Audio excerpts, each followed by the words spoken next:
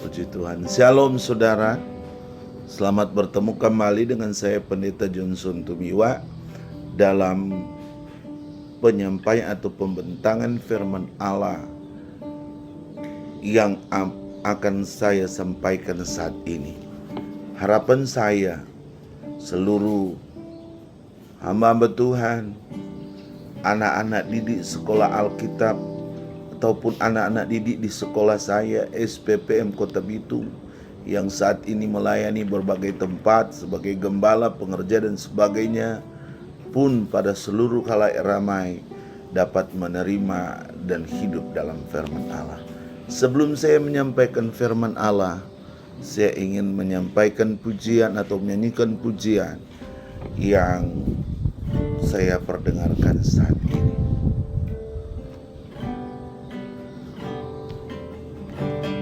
Amin.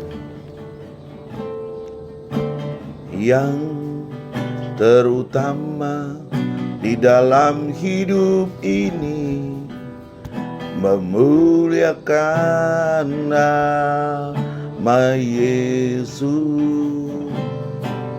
Oh, yang terutama di dalam hidup ini meninggikan namanya. Yang terutama di dalam hidup ini memuliakan nama Yesus. Yang terutama di dalam hidup ini memuliakan namanya. Haleluya, haleluya, saya mau cinta Yesus. Haleluya, haleluya, saya mau cinta Yesus. Haleluya, haleluya, saya mau cinta Yesus. Haleluya, haleluya, saya mau cinta Yesus. Saya mau cinta Yesus. Saya mau cinta Yesus. Haleluya. Puji Tuhan saudara. Itulah pujian yang telah saya nyanyikan pada sore hari ini. Mari kita berdoa. Tuhan Yesus, hamba-Mu akan menyampaikan firman Allah dalam sosial media ini. Biarlah ini menjadi berkat bagi setiap yang telah mendengarkannya. Dalam nama Yesus hamba berdoa. Haleluya. Amin. Mari kita buka dalam kitab Filipi pasal 2 ayat yang ke-5 sampai ayat yang ke-11. Begini bunyinya, hendaklah kamu dalam hidupmu bersama menaruh pikiran dan perasaan yang terdapat juga dalam Kristus Yesus, yang walaupun dalam rupa Allah tidak menganggap kesetaraan dengan Allah itu sebagai milik yang harus dipertahankan, melainkan telah mengosongkan dirinya sendiri dan mengambil rupa seorang hamba dan menjadi sama dengan manusia. Dan dalam keadaan sebagai manusia, Ia telah merendahkan dirinya dan taat sampai mati, bahkan sampai mati di kayu salib. Itulah sebabnya Allah sangat meninggikan Dia dan mengaruniakan kepadanya nama di atas segala nama, supaya dalam nama Yesus bertekuk lutut segala yang ada di langit dan ada yang ada di atas bumi dan yang ada di bawah bumi, dan segala lidah mengaku Yesus Kristus adalah Tuhan bagi kemuliaan Allah Bapa. Puji Tuhan saudara-saudara. firman Allah telah kita dengar, di mana dalam catatan ini kita temukan perkataan yang disampaikan oleh Filipi untuk supaya didengar, ya, didengar dan dihidupi oleh umat Tuhan pada waktu itu. Maksudnya, saudara, perkataan dari Paulus yang disampaikan kepada hamba Tuhan yang akan ditugaskan di Filipi, yaitu saudara Timotius.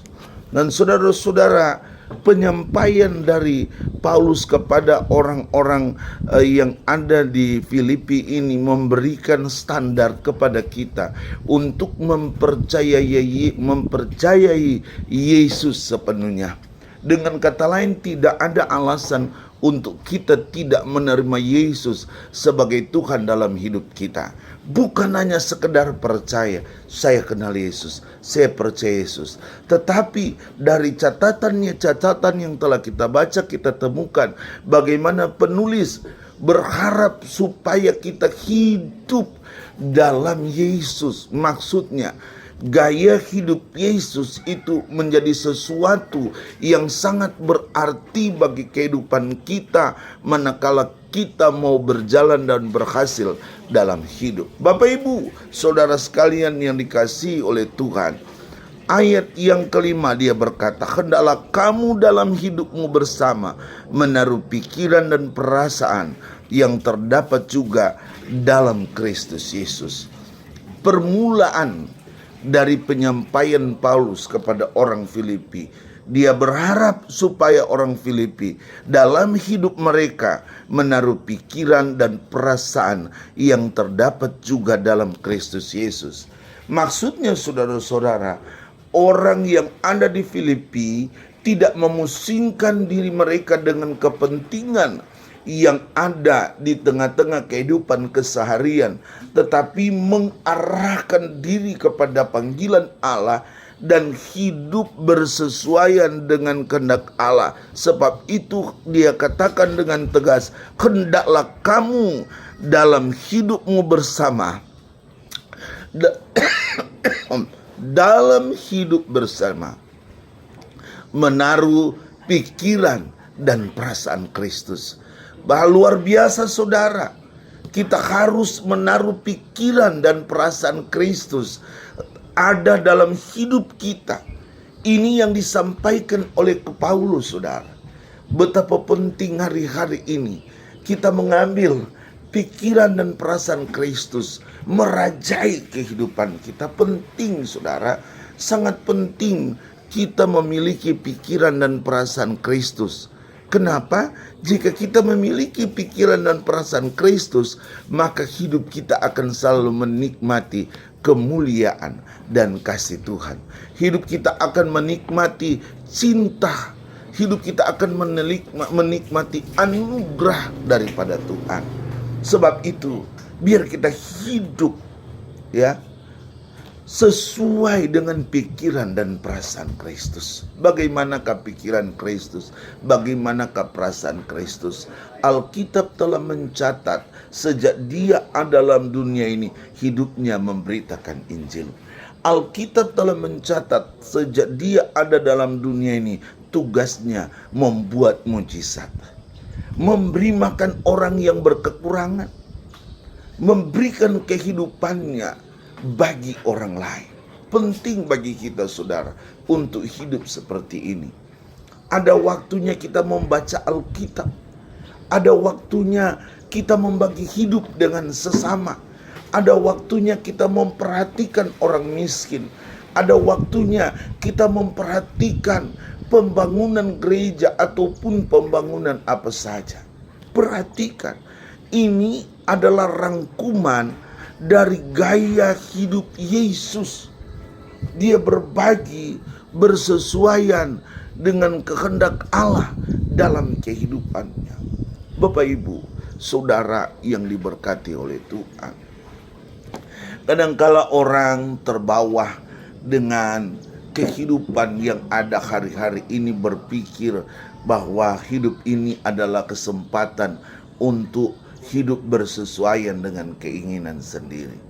dalam kemewahan, hidup glamor, ataupun sesuka hati. Kalau anak muda, laki-laki lebih senang dengan motor, ya, sepeda motor yang lebih bagus dari yang biasanya, ataupun gaya hidup yang hura-hura. Saudara, bukan tidak bisa, saudara. Namun ayat ini memberikan petunjuk kepada kita, kalau kita memiliki pikiran dan perasaan Kristus, maka hidup kita akan lebih terarah. Kita akan lebih menilai kehidupan bersesuaian dengan firman Allah. Dalam kitab Matius di sana dijelaskan, Yesus pernah berkata, "Pikulah kuk yang kupasang dan belajarlah kepadaku, karena aku rendah hati dan lemah lembut." Luar biasa. Dia bilang, "Pikulah kuk yang kupasang." Kuk ini bicara beban.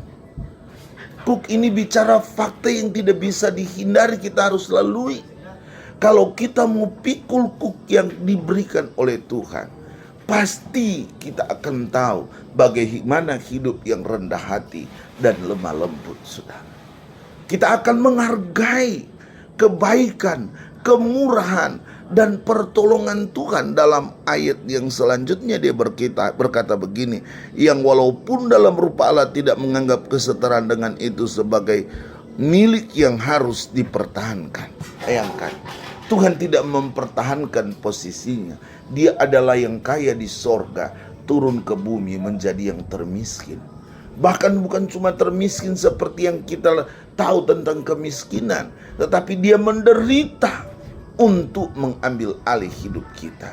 Bapak, Ibu, Saudara yang diberkati, anak-anakku yang saya kasih dalam Yesus Kristus, penting bagi kita untuk belajar dan mengarahkan hidup kita kepada Dia.